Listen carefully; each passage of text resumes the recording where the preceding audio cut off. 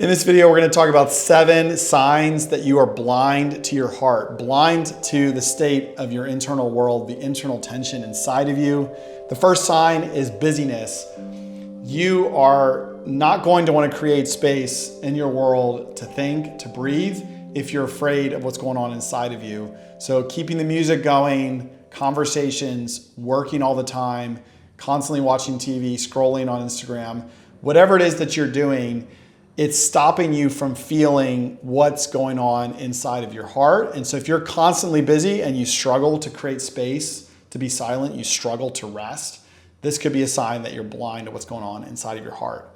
Second sign is numbing, using medication, things like drugs, alcohol, things like porn, things like social media. These are ways of making you feel better. If you're in pain in your heart, you don't want to feel that, especially if you don't know what to do with that pain. So you're going to constantly create things in your life that make you feel better. And this will have a medicating effect on that pain. It will make you not feel that pain in that moment.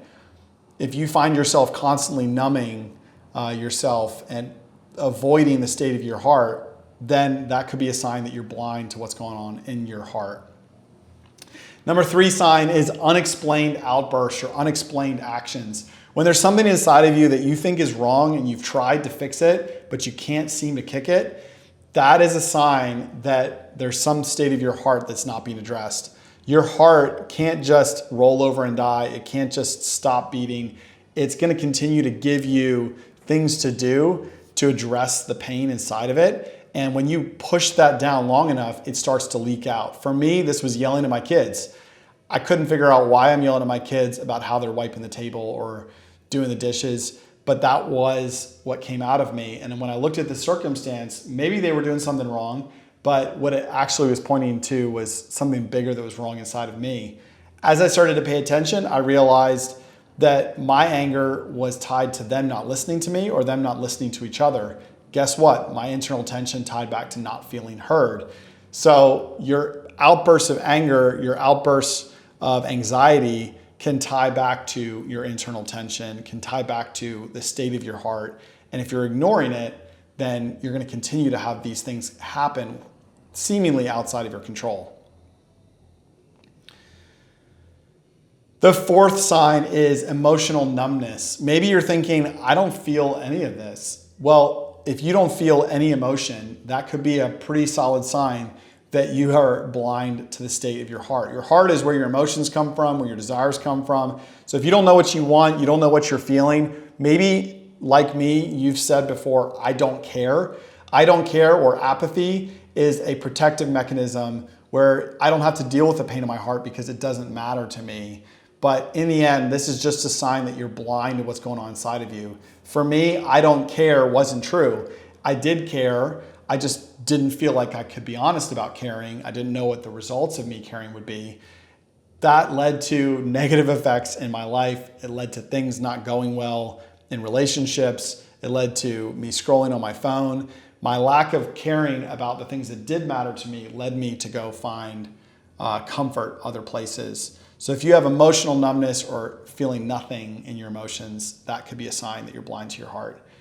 If you are a people pleaser, number 5, if you are constantly trying to make other people happy with you and thinking, I just need everyone around me to be okay, this could be a mechanism you learned as a kid to deal with someone who is unhealthy in your life. This could be your world that enabled you to feel like maybe I'm not alone and maybe I am enough if everyone around me likes me and is happy with me. That was me. This is a sign that you're blind to your heart because you're not actually engaging what's inside of you. You're engaging what you can see around you, the other people around you. And this people pleasing is a sign that you are blind to your heart. Number 6, defensiveness and blame. If you find yourself constantly defending yourself against any attack as an automatic reaction, especially with your roommates, your spouse, your parents, your siblings, that defensiveness is a sign that you have internal tension that you're not resolving. What this looks like oftentimes is blame or guilt. And what we can do is blame everyone else in the world around us, but the reality is that we're blaming ourselves and we're guilting ourselves. How do I know? This was my world for sure. Guilt is a driver for many, many people. I'm doing things because I feel bad not doing them. I feel bad stealing from my work, or I feel bad not engaging my kids, or I feel bad not showing up to a social event, and so I go. The reality of guilt is that we are not responding from our hearts. So we're not seeing our hearts. We're instead responding to the sense that if I don't do all these things, I'll feel bad about not doing them. And that may be true. Maybe it's certain things you should feel guilty for, or things that you shouldn't do. But to live from that state of guilt all the time is a sign that you're blind to your own heart. And lastly, number 7, addictive searching. For me, I thought my scrolling on social media was just about numbing and distraction, but it was actually longing and looking for beauty, looking for something of wonder, of adventure. And occasionally I would find it on social media or in a movie. You could also find this in searching through travel and looking for constant opportunities to do something fun and exciting. This is a search for deeper meaning, but oftentimes we're blind to what we're actually doing, and we're not actually taking the best steps to find that beauty and that meaning. We're just looking in the small areas of our life, or looking in shallow spots, or waiting for the weekend, waiting for that next big trip. This is a sign that you are not paying attention to the longing for beauty in your own heart. When I realized this, I could start to look around and see my desire for adventure could be met in my parenting, but I was looking for it on social media. I was looking for it in a trip instead of looking for it in the relationships right in front of me. The reality is there's beauty, there's wonder, there's adventure all around us. If we're blind to our own hearts, we can't see it. So if you are constantly searching for beauty, for meaning, that's a sign that you're blind to your heart. If you track with one or more of these 7, it points out a reality that you're human, and it points out a reality that you have unresolved internal tension.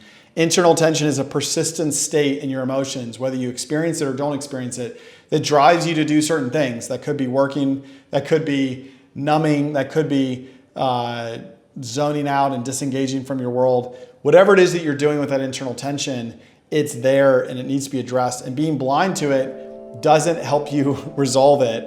And we're going to talk next about how to resolve that internal tension. What are the actual steps to take to get there?